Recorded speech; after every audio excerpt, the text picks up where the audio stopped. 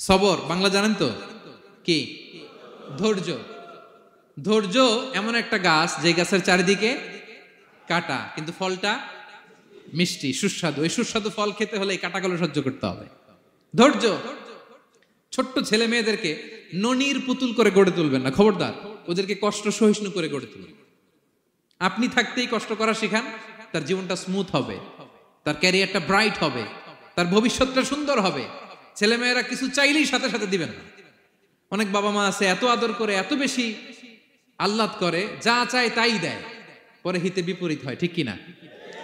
ছেলে মেয়েকে অভাব শেখান, ছেলে মেয়েকে কষ্ট শেখান, ওদেরকে সংগ্রাম শেখান, প্রতিকূল পরিবেশে কি করে টিকে থাকতে হয় এটার সবক শেখান। সেদিন লোকমান তাই করলেন, ছেলেরা সবর শিখাইলেন যে বাবা ধৈর্য ধারণ করো, আতঙ্কিত হবা না। জীবন এটা সহজ নয়, জীবন চলার পথ সহজ নয়, এটাকে সহজ করে নিতে হয়। কখনো সবর করে, কখনো ক্ষমা করে, কখনো অন্যকে ইগনোর করে, কখনো দোয়া করে, কখনো আল্লাহর উপর তাওয়াক্কুল করে, ঠিক কিনা? ছেলে মেয়েকে আদর করে বোঝাবেন, বাবা এখন তুমি বাবার হোটেলে খাও, মায়ের হোটেলে ঘুমাও।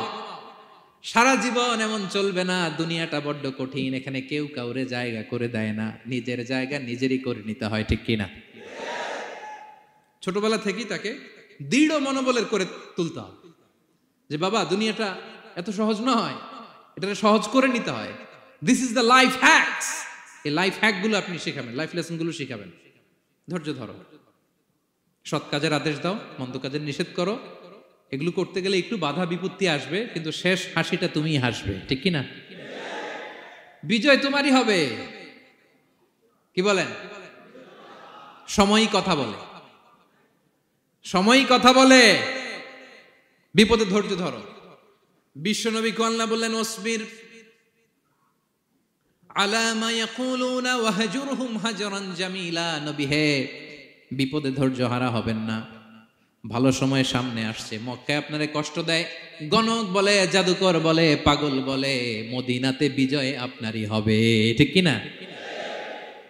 ছেলে মেয়ে যেন আশাবাদী হয়ে গড়ে ওঠে, হোপফুল, আতঙ্কিত যেন না হয়। কষ্ট শিখান, ধৈর্য শিখান। আচ্ছা গেল। এরপর তিনি বললেন, ওয়ালা তুসাইর খাদ্দাকা লিন্নাস। ও আমার কলিজার টুকরা সন্তান, ওয়ালা তুসাইর খাদ্দাকা লিন্নাস। অহংকার করে মানুষ থেকে মুখ ফিরিয়ে নিও না। ছেলেরে এবার সোশ্যাল বানানোর চেষ্টা করতেছেন, হ্যাঁ? ওয়ালা তুসাইর খাদ্দাকা লিন্নাস। দেখেন একটার পর একটা, প্রথমে স্রষ্টারে চিনাইলেন, তাই না? এরপরে স্রষ্টার ক্ষমতা সম্পর্কে শিখাইলেন, এরপরে আধ্যাত্মিকতা শিখাইলেন, এরপরে ইবাদত কি সেটা জানালেন, এরপরে তিনি সোশ্যাল এঙ্গেজমেন্ট কিভাবে করবেন, সোশ্যাল রিফর্ম কিভাবে করবেন শিখালেন। এবার মানুষের সাথে কিভাবে মিশতে হয় সেটা শিখাচ্ছেন। মানে পিপল ওরিয়েন্টেড হও। ওয়ালা তুসাইর খাদ্দাকা লিন্নাস। অহংকার করে মানুষের থেকে মুখ ফিরিয়ে নিও না, মুখ ছিটকাবে না। মানুষকে সম্মান করো, মানুষের সাথে মেশো, বি পিপল ওরিয়েন্টেড। আমাদের অনেক ছেলে মেয়েরা মানুষের সাথে মিশতে পারে না।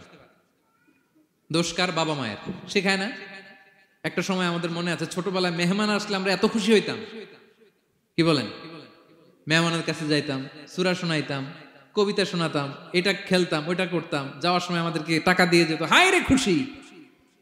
এখন দেখবেন টেনে হিসেবে মেহমানের সামনে আনা যায় না। এরকম আছে না নাই?